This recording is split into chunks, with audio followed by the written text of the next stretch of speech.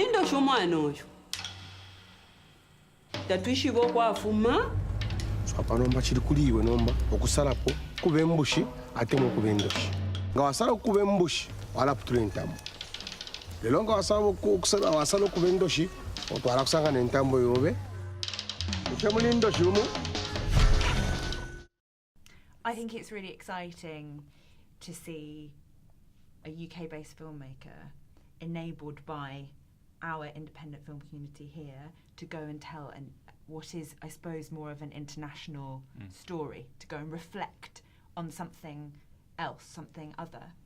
So for that reason alone, I think it's a really, really exciting film, and I couldn't say enough superlatives about this project. I think it's brutal and heartfelt and brilliant, and it's told me about something I didn't know about before. Yeah. So it is a project I'm grateful to, and a project that I feel enriched by for that reason.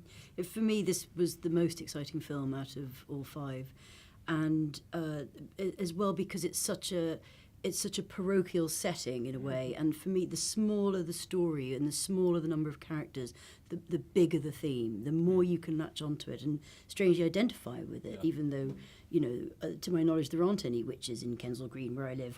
So I loved it. I thought the performance was extraordinary. It was so odd and stark. It's flawed, but I'm not quite sure if some of that is on purpose. So towards the end, we can't give it away, but when the last few scenes, we had an interesting debate even before this began about what exactly happened there. And that's wonderful to be talking about it all days later. And there are certain shots in it, as well as themes in it, that I will think about forever. What the film also proves is that these sort of narratives, these different narratives, are so much in demand. These, you know, we're so excited and grateful for them, you know, because they are so needed in our industry. Just that bit of colour. Suspect muzizi, right? Aye. Nyamukari ma suspect. Nyamukari ma suspect. Nyamukari ma suspect. Suspect number 1 tier.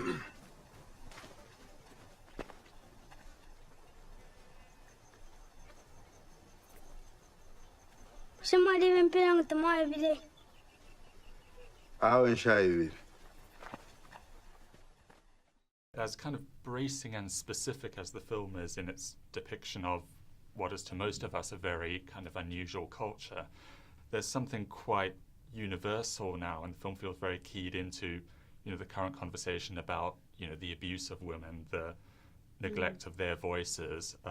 I think it plays very strongly as a kind of contemporary feminist statement at a universal level. Would you agree with that? Yeah, I think because the director, I think what she found so odd was that whether you believe or not in witches, but it's the fact that it's the only older women or young kids who get, announced as witches and sent off to these witch camps. So that's something we can all identify with. And once I got over the shock of the new at the beginning, because the humour mixed with the witch camp in those first few scenes, I was so nervous about what we were watching and the tone with which it was treated. But then you realise, oh, this is for me too, this story, you know. I recognise these characters, I recognise these experiences in the universal theme of sexism. Hello, Bambuya. Hello. You never Shula. Shula. Never dia bakabwalala. Namba shishibira panangu mason defa mungu furisha kom mbula pomu. Yo black. Akwata no mwento na tuna na be mwa. Nyelo sa mwikate. Lelo le sate bule mona lelo le. Mwikate. Lelo le same sopa. And it's very powerfully anchored by Margaret Mulabwa, who's just 8 years old, I believe, in her film debut. And BIFA has a tradition of recognising younger performers, but this is an unusual performance in terms of how still she is and how little, how little she actually says in it, and yet she grounds it just with this incredible physical presence and charisma. What did you all think of her performance, which is... She was incredible, because it's very difficult to do what she's done, technically. But I couldn't fault her. She was just a joy to watch on screen. And the film also really truly put you in her POV so skillfully. so that we process the film both as ourselves, but also through the point of view of a child, and that's really a skillful thing to do, I think.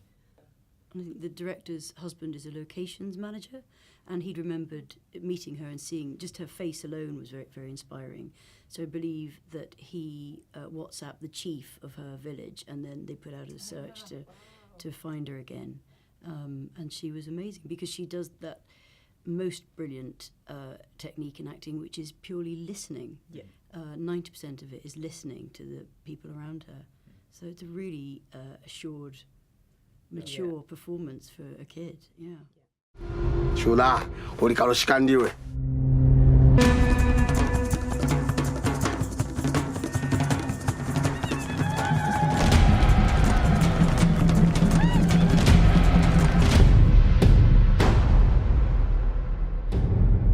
Oh, I know what'll cheer her up. Why don't we take a picture together?